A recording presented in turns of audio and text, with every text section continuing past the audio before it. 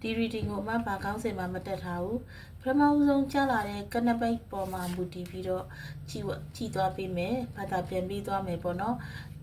ပထမဆုံးပြောချင်တာကဒီ reading က general reading ဖြစ်ပါတယ်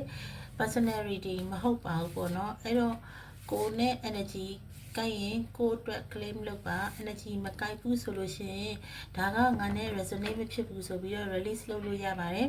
မယူလို့ရပါတယ်ရှင့်အားလုံးနဲ့တော့လည်း energy resonate ဖြစ်ချင်မှလည်းဖြစ်မယ်ဒါ generally ကြည့်ရတာဖြစ်တဲ့အတွက်ပေါ့နော်အကယ်တိတိကျကျသိချင်တယ်ဆိုရင်တော့ personal reading နဲ့မှပဲအဆင်ပြေမှာပေါ့နော်အဲ့တော့ပထမဆုံးကတ်ကိုအဲ့မယ်အခု the first ကတ်အနေနဲ့ night of Pentacles เนาะreading ကိုလာကြည့်တဲ့လူတွေကငွေကြေးအနေနဲ့တော့အဆင်ပြေနေတာတွေ့ရတယ်เนาะ Pentacle 6ခုဆိုတဲ့အားကเนาะတော်တော်လေးငွေကြေးမှာအဆင်ပြေချောမွေ့နေတာကိုတွေ့ရတယ်ပေါ့เนาะ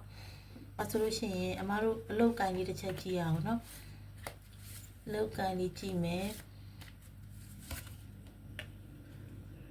အလောက်ကိုင်းနဲ့ပတ်သက်လာလို့ရှိရင်တော့စိုးရင်ကြောက်ကြမှုလေးတွေနည်းနည်းတော့ရှိတယ်ဒါပေမဲ့မစိုးရင်မှနဲ့အဆင်ပြေသွားပါလိမ့်မယ်ပေါ့နော်အရာရာသူ့ဘာသူပြေးလဲသွားလိမ့်မယ် Queen of Pentacles เนาะအခုလာကြည့်တဲ့သူကတော်တော်လေးတော့ငွေကြေးကံလေးကောင်းနေတာကိုမှတွေ့ရတယ် Queen of Pentacles Knight of Pentacles ပေါ့နော်အဲ့တော့ Pentacles တွေပဲကြားတယ်တိုးတော့ဒီငွေကြေးအဆင်ပြေနေတယ်အလောက်ကိုင်းလည်းအဆင်ပြေနေတယ်ဆိုပေမဲ့ဘာဖြစ်လို့မြန်စိုးရင်စိတ်တွေရှိနေတာလဲပေါ့နော်ဒါကအဲ့တော့အလုပ်ကိုင်းလည်းကောင်းတယ်ငွေကြေးလည်းကောင်းတယ်ပေါ့နော်အဲ့တော့မိသားစုနဲ့တို့တိုင်တိုင်မင်မင်ညှိညှိနိုင်နိုင်လေးနဲ့တော့လုပ်ပါပေါ့နော်ငွေကြေးကိစ္စတွေ management လုပ်တဲ့အခါမှာဖြစ်ပေါ့နော် sharing လုပ်တဲ့အခါမှာဖြစ်sharing ဆိုတာဒီငွေကြေးကိုပေးကမ်းရတာမျိုးရှိမယ်အဲ့ဒီခါကျလို့ရှိရင်ကိုတူဦးလည်းမဆုံးဖြတ်ပါနဲ့ဥပမာပေါ့ကွယ်ဘသူ့ကိုပေးရမယ်ဘသူ့ကိုပေးရမယ်ပေါ့နော်တချို့ကိစ္စတွေအားလုံးကဒီမိသားစုနဲ့တိုင်ပင်ဆွေးနွေးပြီးမှလုပ်တင်တယ်လို့ဒါ universe ကပြောတာပေါ့နော်ဒါငွေကြေးနဲ့အလုပ်ကိုင်းကောက်ပါလေဘာမှသိပြီးတော့ပြောစရာတော့မရှိဘူးเนาะအဆင်ပြေနေတဲ့အနေအထားကိုတွေ့ရတယ်အဲ့တော့အကယ်၍မြန်ကိုကဒီ reading ကိုကြည့်မိတယ်ဆိုရင်ဒီ energy လေးကို claim လုပ်ပါ comment မှာငါကန်ကောင်းလာပြီးငွေကြေးအဆင်ပြေလာပြီး okay စသဖြင့်တစ်ခုခုလေးပေါ့နော် energy claim ဖို့အတွက်ကိုရေးသွားပေးပါပေါ့နော်အဲ့လိုနဲ့ပဲတို့ energy တွေကကူးဆက်ရပါတယ်ပေါ့နော်ကောင်းတဲ့ energy တွေဆိုလို့ရှိရင်တော့ comment ရေးပြီးကူးဆက်နိုင်ပါတယ်ရှင်အဲ့တော့နောက်တစ်ခုကအချစ်ရေး relationship เนาะ relationship နဲ့ပတ်သက်လို့တို့ကြည့်ကြမယ်ချစ်ရေးနဲ့ပတ်သက်ရင်ဘယ်လိုများ universe ကပေးမလဲဟောလာကြည့်တဲ့လူတွေကတော်တော်များများ single ဖြစ်ဖို့များတယ်ဒါမှမဟုတ်လို့ရှိရင်လေတို့relationship ရှိတယ်ဆိုလို့ရှိရင်လေ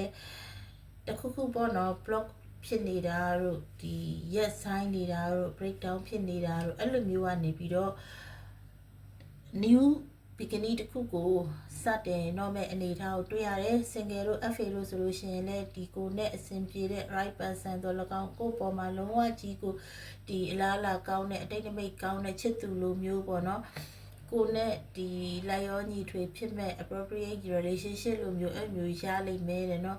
ကဲ၍ပြတ်နေတဲ့လူတွေဆိုလို့ရှိရင်လည်းသူကအတိတ်တဖန်ပြန်လဲပြီးတော့ပေါ့နော်ပြန်ပြီးအဆင်ပြေသွားတာဒါမှမဟုတ်ရင်ဒီလူနဲ့မဆက်သွယ်တော့ပေမဲ့နောက်ထပ်အချစ်တစ်ခုကပြန်ပြီးလန်းဆန်းလာတာကိုယ့်စီကိုရောက်လာတဲ့လူကလည်းကိုယ့်ပေါ်မှာကောင်းတဲ့လူလိုမျိုးပေါ့နော်အဲ့မျိုးကိုနဲ့အဆင်ပြေတဲ့လူကိုယ့်ပေါ်ချစ်မြတ်နိုးတဲ့လူကိုယ့်ရဲ့ right person လိုမျိုးရောက်လာလိမ့်မယ်ပြီးလို့ရှိရင်အစ်စ်တော့အချစ်တွေနဲ့ဆက်ပြီးတော့ကောင်းကောင်းမွန်ရှေ့ဆက်သွားရလိမ့်မယ်ဒီဟာ universe ရဲ့ပေးတဲ့လက်ဆောင်ဆိုတာလေးကို claim လုပ်လိုက်ပါတဲ့เนาะဒါကလုံးဝကိုအဆင်ပြေတဲ့ relationship ပေါ့เนาะကိုယ့်ရဲ့တစ်ဖက်လူကကိုယ့်အတွက်လုံးဝကိုအဆင်ပြေတဲ့လူတစ်ယောက်ကိုနဲ့တွေ့လိမ့်မယ်เนาะအဲ့လိုမျိုးလေးပြောပြထားပါတယ်အဲ့တော့အိမ်တောင်ရေးမှာဆိုလို့ရှိရင်တော့ကိုရဲ့ဒီစိုက်ပျိုးထားတဲ့အသီးအပွင့်တွေကိုကိုပြန်ရိတ်သိမ်းနေရတဲ့အချိန်ပေါ့နော်အဲ့တော့ဒီမှာ overall ကြည့်ရရင်အားလုံးကကောင်းတယ်နော် negative တခုမှမကြောက်ဘူးအဲ့တော့ဒီ energy လေးကိုတေးသေးချာချာကို claim လုပ်ဖို့အမကတောင်းဆိုပါတယ်ဘာလို့လဲဆိုတော့ကိုရဲ့အရန်ကောင်းတဲ့ energy ကိုကိုရဲ့ရင်ထဲကိုကူးဆက်ဖို့အတွက်ကို claim လုပ်ပါ comment မှာရေးခဲ့ပါပေါ့နော်အဲ့တော့အိမ်တော်ရေးလဲကောင်းတယ် very good ပဲเนาะ very good energy ဒီဗီဒီယိုလာကြည့်တဲ့လူတွေအလကားတက်တော့မဟုတ်ဘူးเนาะကိုရှိကိုရောက်လာတယ်ကိုကြည့်မိတယ်ဆိုတော့ကိုကကန်းကောင်းချစ်တွေလာတော့မယ်ဟုတ်ပြီကဲ picture cups เนาะတချို့ကိစ္စတွေမှာမဖြစ်နိုင်ဘူးထင်တဲ့အရာတွေပါဖြစ်လာလိမ့်မယ်ပေါ့เนาะအဲ့တော့ကျမ်းမာရေးအနေနဲ့လည်းအားလုံးကောင်းနေတာကိုတွေ့ရတယ်ကျမ်းမာရေးကလည်းမကောင်းတဲ့လူဆိုရင်တော့မှပြန်ပြီးတော့အဆင်ပြေချောမွေ့လာတယ်နေရာထိုင်ရအဆင်ပြေလာတယ်တက်တောက်တက်တာရှိလာတယ်ကျမ်းမာနေတဲ့လူလည်းကျမ်းမာရေးကိစ္စနဲ့ဘာမှတိတ်ပြီးတော့စိတ်ညစ်ညူးစရာဘာမှမရှိဘူးလူကလည်းလန်းဆန်းနှုတ်ပြလာတယ်ပြီးလို့ရှိရင်ကိုယ့်ရဲ့ lifestyle တွေပါပြောင်းလဲသွားနိုင်တယ်ပြီးတော့ပေါ်ကွယ်ယူပါတက်လာတာတို့တခုခုပေါ့နော် changes တခုခုပေါ့ကွာစပင်ရှည်လာတာတို့အဲ့ဒါကိုယ်လေးလက်တောက်ပနေတာတို့ဥမာ skin care ဆိုလဲတခုခုပေါ့ကွယ်ကိုယ်နဲ့အဆင်ပြေတဲ့ skin care တခုခုကိုကထိတ်တိုက်တွေ့သွားတာတို့ပေါ့နော်သုံးပြီးသွားတာတို့အဲ့ဒါတွေဖြစ်တတ်ပါတယ်တဲ့နော် the last cup oh very good energy နော် 10 of cups နော်အရာအလုံးကအဆင်ပြေနေတယ်အဲ့တော့ဒီ reading လေးကိုဒီမှာပဲအဆုံးသတ်လိုက်ပါတယ်အရေးကြီးတာက comment မှာ energy claim လို့ရေးခဲ့ပေးပါသို့မဟုတ်ငါကန်ကောင်းလာပြီလို့ရေးခဲ့ပေးပါအဲ့ဒါမှသာလျှင်ကိုယ့်စီကို energy တွေကူးဆက်မှာဖြစ်တဲ့အတွက်အားလုံးကိုကျေးဇူးတင်ပါတယ်အခုလိုမျိုးဒီ positive reading လေးကိုဖတ်ရတဲ့အတွက်လည်းအယံဝမ်းသာပါတယ်အဆင်ပြေချောင်းမေးပါစေလို့ဆုတောင်းပေးပါတယ်ရှင်